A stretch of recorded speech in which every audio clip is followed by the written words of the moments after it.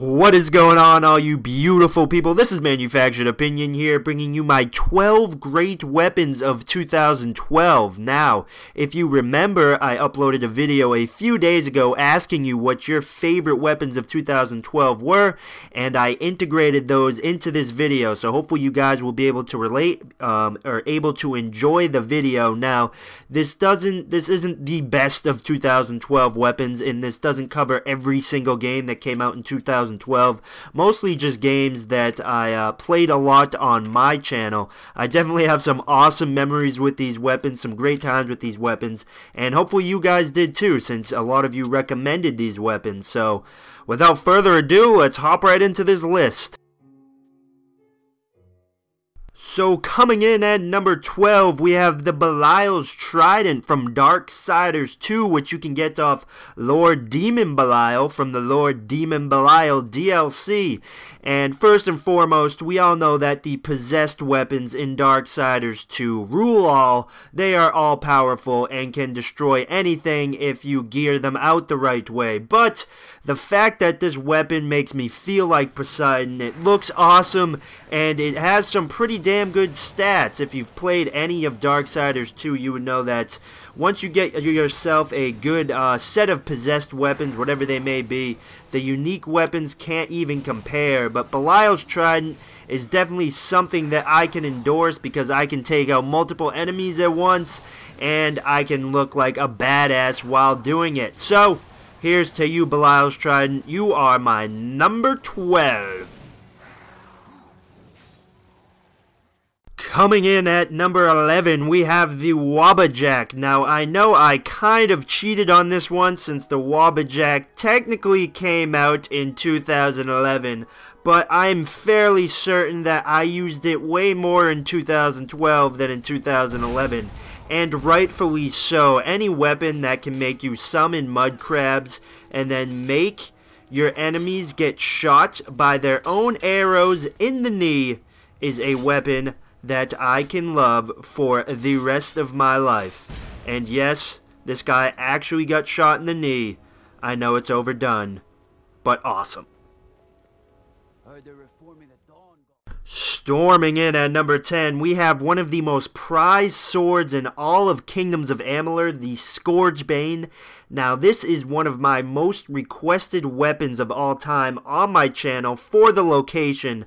Unfortunately, it is one of those random weapons that you just have to get lucky to find, but once you do, you will not be let down. It is one of the sexiest swords in all of Kingdoms of Amalur, and it has some of the best stats in its class non-crafted. I love the Scourgebane, and for that, you are my number 10. Calling in at number 9, we have the Conference Call Shotgun from Borderlands 2 that you have the best chance of getting off the warrior in the end of the game, and I have very fond memories of moonshot farming that warrior with my friends until we found every variation of conference call that there was. But I have to be completely honest, this is probably one of the most popular guns in all of Borderlands 2, at least pre-B nerf, and I'm pretty sure everybody has great memories of using conference calls to defeat Terramorphous in, like 3 hits in less than a second, being able to destroy anything in 2 hits. And to be completely honest, even post B nerf, these guns still rock. The damage is awesome, the range is awesome, the fact that you can hit enemies behind walls makes them 10 times better than most shotguns, and for that, Conference Call, you are in my top 12. Sneaking in at number 8, we have the Rope Dart from Assassin's Creed 3. Now, I know I haven't played a lot of Assassin's Creed 3 on my channel, but I do have a lot of hours logged into the game, and I have to say that the Rope Dart is one of the most unique weapons I have ever used in a video game. The history that they give for the weapon, the tutorial that they give for the weapon, the animations, whether it be the tree hanging, the roof hangings, the walking up behind somebody and choking them out, they are all awesome. Everything about this weapon is just great, and it makes for a wonderful gaming experience. And for that, yep, the Rope Dart has pulled my heart in, and I gotta give it love on my list at number 8. Eyeing a spot at number 7 is the Life Drinker Sword from Kingdoms of Amalur, and if you thought Scourgebane was requested a lot on my channel, Scourgebane meets Life Drinker. Just take one look at this sword and tell me it is not something you would want to use. It looks badass, and even if the damage isn't as good as Scourgebane for its class, it makes up for it in character. It has intoxicated us with its lovely drink, and for that, we love you at number 7. Burning a path to number 6 is the Bloodskull Blade from the Skyrim Dragonborn DLC, and don't get me wrong, this blade looks pretty awesome, but that is not the feature that is the best part of it. It is the fact that it shoots out red beams of energy that not only opens doors like a badass, but says enemies fleeing in fear of the fact that there's red light taking off their face. And for that, the Bloodskull Blade deserves a number 6 spot on the list.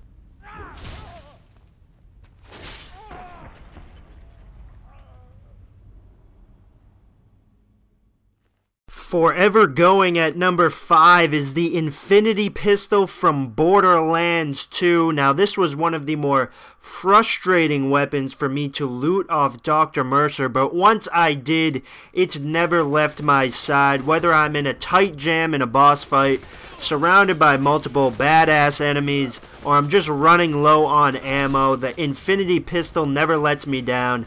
I have some awesome strategery for this weapon. I hold down the right trigger, I hold it some more, and I hold it once again for an instant win button. You don't need to know how to aim. You don't need to hide behind cover, unless you're dying, I guess, but that's besides the point. All you have to do is spam the trigger, and the Infinity Pistol will lead you to victory. Not only that, but it is amazing when you dual wield with the Gunzerker, and I heard it's even pretty damn good with the Necromancer. We love you, Infinity Pistol. Buzzing in at number 4, we have the accessory that is not a weapon, but made all of your weapons amazing. Therefore, it is a weapon in and of itself, the B-Shield. And this one little guy has created so much controversy and sparked endless debates between multiplayer and single-player balance and how it should affect Borderlands 2 on the whole.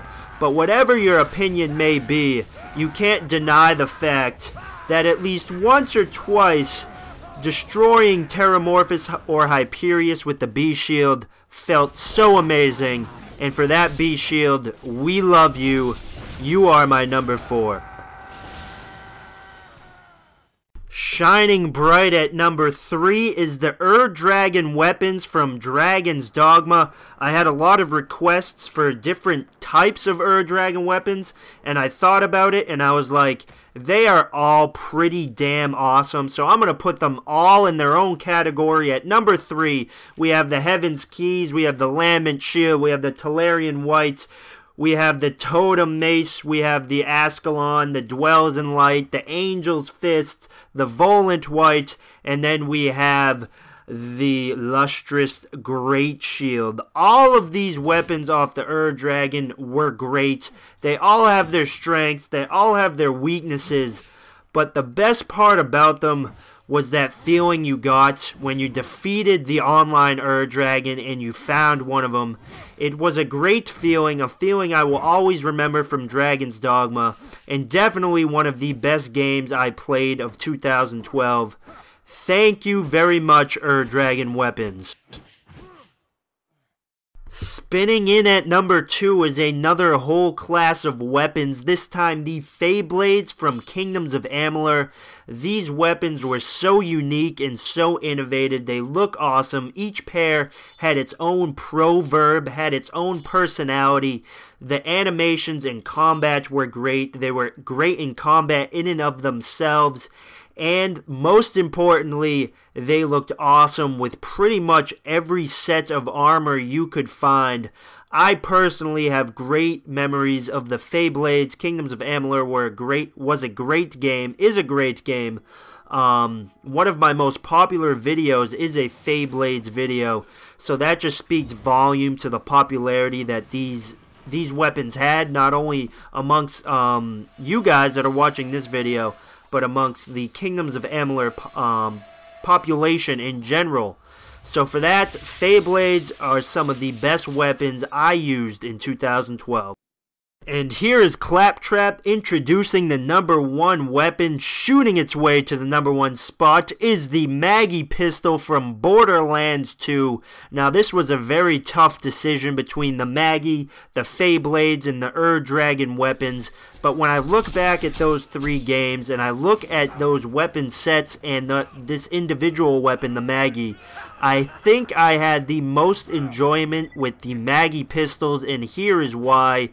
Every time I took out a Maggie pistol, no matter what shield I was using, no matter what build I was using, no matter what location I was in, I always had so much fun using the pistol. I don't know if it's the color of it, if it's the amount of pellets it shoots, and if it's the fire rate. I don't know what it is, but every time I use the Maggie pistol, I just have so much fun, and for that reason, I felt like it deserved the #1 spot. So that is my list, everybody. Like I said at the beginning of the video, this is not an all-encompassing video of every game that came out in 2012, and it is by no means the best weapons of 2012, just my reflection of the weapons in the video games of 2012. I would very much like to see your list, or maybe what you would change in my list, in the comments section below, because I feel like that is the most fun part of doing lists like this, is to see everybody else's perspective in the comments, see what they would have done differently, what different games they played, and what weapons they used in those games, and what weapons the video creator missed. So I'm very excited to see that in the comments section below. And I hope you enjoyed the video, everybody. As always, I hope you're enjoying life and have a great start to the 2013 year. I will talk to you later, everybody. Bye-bye.